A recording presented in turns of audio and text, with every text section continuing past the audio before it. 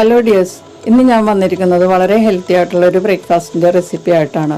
Super food കാറ്റഗറിയിൽപ്പെട്ട വെണ്ടക്ക ഉപയോഗിച്ചാണ് ഈ ബ്രേക്ക്ഫാസ്റ്റ് തയ്യാറാക്കിയിരിക്കുന്നത്. ആഴ്ചയിൽ 2 ദിവസമെങ്കിലും നമ്മൾ ഇതുപോലുള്ള ഒരു ബ്രേക്ക്ഫാസ്റ്റ് കഴിച്ചാൽ നമുക്കൊരു തരത്തിലുള്ള ശാരീരിക പ്രശ്നങ്ങളും ഉണ്ടാകില്ല. അപ്പോൾ എല്ലാവർക്കും തൻ്റെ കിച്ചൺ റെസിപ്പീസിലോട്ട് സ്വാഗതം. ഞാൻ ഷൈനി.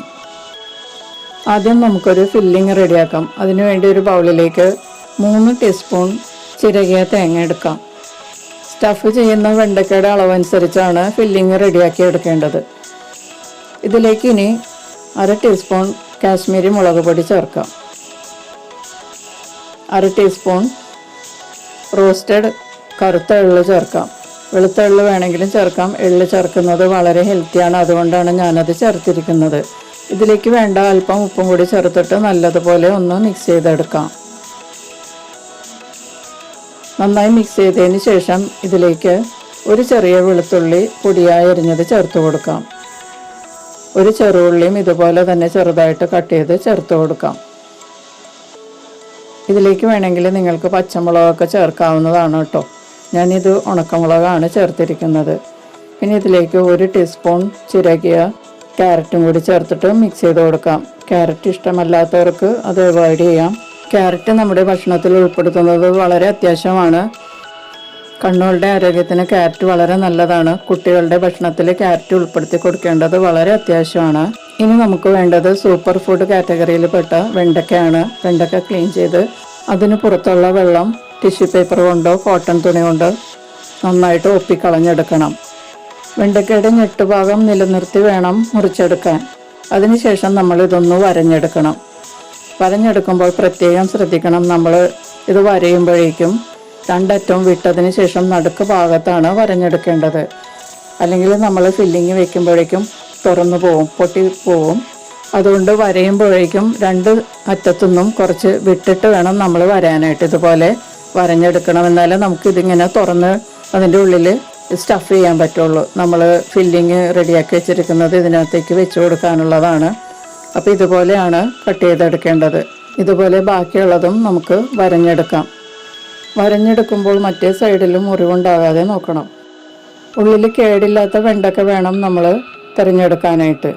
ഓരോ വെണ്ടക്കയിലേക്കും നമുക്ക് ഫില്ലിങ് സ്റ്റഫ് ചെയ്യാം. സ്പൂണ് കൊണ്ടോ അല്ലെങ്കിൽ കൈ കൊണ്ടോ നമുക്കിത് സ്റ്റഫ് ചെയ്ത് കൊടുക്കാം. സ്പൂണ് കൊണ്ട് ചെയ്യുന്നതിലും കുറച്ചുകൂടി എളുപ്പം നമുക്ക് കൈ കൊണ്ട് സ്റ്റഫ് ചെയ്യുന്നതാണ്. സ്പൂൺ കൊണ്ട് സ്റ്റഫ് ചെയ്തതാണ് ഇത് നമുക്കൊരു പാത്രത്തിലേക്ക് മാറ്റാം.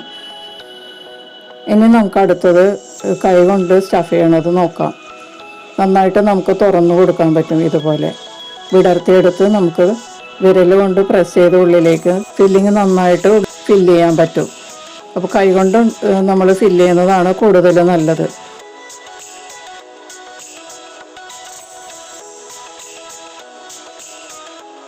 അപ്പോൾ ഞാൻ അതെല്ലാം ഫില്ല് ചെയ്തെടുത്തിട്ടുണ്ട്. ഇനി നമുക്കിതൊന്ന് ഷാലോ ഫ്രൈ ചെയ്തെടുക്കണം. ഇനി ഒരു പാൻ ചൂടാക്കി ഇതിലേക്ക് 1 ടീസ്പൂൺ ഗീ ചേർക്കുക. ഗീ നന്നായി ചൂടായി കഴിയുമ്പോഴേക്കും നമുക്ക് സ്റ്റഫ് ചെയ്ത് വെച്ചിരിക്കുന്ന വെണ്ടയ്ക്ക ഓരോന്നും ഇതിൻ്റെ പുറത്തേക്ക് വെച്ച് കൊടുക്കാം. ലോ ഫ്ലെയിമിൽ വേണം ഇത് ഫ്രൈ ചെയ്തെടുക്കാൻ. മീഡിയം ഫ്ലെയിമിലോ അല്ലെങ്കിൽ ഹൈ ഫ്ലെയിമിലോ ഒന്നും വെക്കരുത്, പെട്ടെന്ന് കരിഞ്ഞു പോകും. അതുതന്നെയല്ല, കൂടുതൽ ഇത് വെന്ത് പോകാനും പാടില്ല. ഒന്ന് വാടിക്കിട്ടിയാൽ മതിയാകും.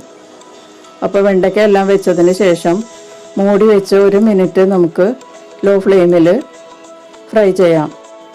1 മിനിറ്റിന് ശേഷം മൂടി തുറക്കുമ്പോൾ മൂടിയിലുള്ള വെള്ളം അകത്തേക്ക് വീഴാതെ പ്രത്യേകം നോക്കണം. ഇനി നമുക്കിതൊന്ന് തിരിച്ചിടാം. തിരിച്ചിട്ടതിന് ശേഷം വീണ്ടും നമുക്ക് ഇത് 1 മിനിറ്റ് ഒന്നും കൂടി മൂടി വെച്ച് ഫ്രൈ ചെയ്യാം. അപ്പോൾ ഇത് കറക്റ്റ് പാകത്തിന് വെന്ത് കിട്ടും. വെണ്ടയ്ക്ക അങ്ങനെ കൂടുതൽ വേകേണ്ട ആവശ്യമില്ല. വെണ്ടയ്ക്കയുടെ ചെടി ഉണ്ടെങ്കിൽ നമുക്ക് ഫ്രഷ് വെണ്ടയ്ക്ക ഇളയത് നമുക്ക് എടുത്ത് ചവച്ച് കഴിക്കാവുന്നതാണ്. വളരെ നല്ലതാണ്, ഹെൽത്തിയാണ്. ഇനി മൂടി വെച്ച് 1 മിനിറ്റിന് ശേഷം നമുക്കിത് പാനിൽ നിന്നും പാത്രത്തിലേക്ക് മാറ്റാം.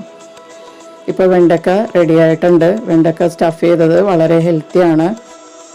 വെണ്ടക്ക അല്ലെങ്കിൽ ഓക്ര എന്ന് പറയും, ലേഡീസ് ഫിംഗർ എന്നും പറയും. ഇത് ഒരു സൂപ്പർ ഫുഡ് കാറ്റഗറിയിൽ പെട്ട ഒരു ഫുഡ് ഐറ്റമാണ്. ഇതിൻ്റെ ഗുണങ്ങൾ പറയുകയാണെങ്കിൽ എണ്ണിയാൽ തീരില്ല, പറഞ്ഞാലും തീരില്ല, അത്രയ്ക്കുണ്ട്. ധാരാളം വിറ്റമിൻസും മിനറൽസും ന്യൂട്രിയൻസൊക്കെ അടങ്ങിയതാണ്. നമുക്കിതൊന്ന് കട്ട് ചെയ്ത് വെക്കാം. നമ്മുടെ ശരീരത്തിന് ആവശ്യമായ വിറ്റാമിൻ കെ ഒക്കെ ഇതിൽ നിന്ന് ധാരാളമായിട്ട് കിട്ടും. അതുപോലെ വിറ്റാമിൻ എ ധാരാളം ഉണ്ട്. വിറ്റാമിൻ ബി ഗണത്തിൽപ്പെട്ട ചില വിറ്റാമിൻസും ഇതിനകത്തുനിന്ന് നമുക്ക് ധാരാളമായിട്ട് കിട്ടും. വിറ്റാമിൻസ് മാത്രമല്ല, ഇതിനകത്ത് ധാരാളം മിനറൽസും അടങ്ങിയിട്ടുണ്ട്. കാൽഷ്യം, മാഗ്നീഷ്യം, പൊട്ടാസ്യം പോലുള്ള ശരീരത്തിന് ആവശ്യമായ മിനറൽസും ഇതിനകത്ത് ധാരാളം അടങ്ങിയിട്ടുണ്ട്. പിന്നെ ഇതിൽ ധാരാളം ഫൈബർ അടങ്ങിയിട്ടുണ്ട്. അതുകൊണ്ട് തന്നെ നമ്മൾക്ക് ദഹനം വളരെ നന്നായിട്ട് നടക്കും. അപ്പോൾ നമ്മുടെ ശരീരത്തിന് ആവശ്യമായ എല്ലാ വിറ്റമിൻസും മിനറൽസും ഇതിനകത്ത് അടങ്ങിയിട്ടുണ്ട്. അതുകൊണ്ട് തന്നെ നമ്മുടെ കൊളസ്ട്രോൾ ലെവൽ കുറയാനും ഷുഗർ കുറയാനും ഒക്കെ വളരെയധികം സഹായിക്കുന്നുണ്ട്. അപ്പോൾ വെണ്ടക്ക കൊണ്ട് ഇതുപോലെയോ അല്ലെങ്കിൽ മറ്റേതെങ്കിലും രീതിയിലോ ബ്രേക്ക്ഫാസ്റ്റായിട്ടും ഡിന്നറായിട്ടും കഴിച്ചാൽ വളരെ നല്ലതാണ്. ഹെൽത്തിയാണ് ശരീരത്തിന്. അതുപോലെ കുട്ടികളുടെ ഭക്ഷണത്തിലും ഇത് അത്യാവശ്യമായിട്ട് ഉൾപ്പെടുത്തേണ്ടതാണ്. പിന്നെ വളരെ ഇമ്പോർട്ടൻ്റ് ആയിട്ടുള്ള ഒരു കാര്യം, യൂറിക് ആസിഡിൻ്റെ പ്രോബ്ലം ഉള്ളവർ വെണ്ടക്ക കഴിക്കരുത്. ഇതിൻ്റെ കൂടെ ഇഷ്ടമുള്ള ഒരു ഫ്രൂട്ടും ചേർത്ത് കഴിക്കാം.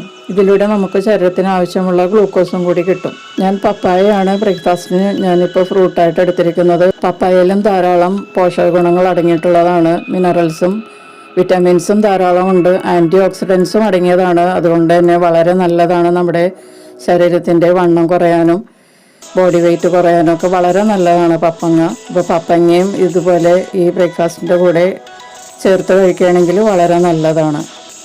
ഇത് കഴിക്കുമ്പോൾ കാർബോഹൈഡ്രേറ്റ്സ് അടങ്ങിയ ഇഡ്ഡലി, ദോശ, പുട്ട് പോലുള്ള ഭക്ഷണ പദാർത്ഥങ്ങൾ ഒഴിവാക്കുക. അപ്പോൾ ബ്രേക്ക്ഫാസ്റ്റിനും ഡിന്നറിനും പറ്റിയ വളരെ ഹെൽത്തി ആയിട്ടുള്ള ഈ വീഡിയോ നിങ്ങൾക്ക് ഇഷ്ടപ്പെട്ടു എന്ന് വിചാരിക്കുന്നു. നമുക്ക് മറ്റൊരു റെസിപ്പിയുമായിട്ട് വീണ്ടും കാണാം. Thank you.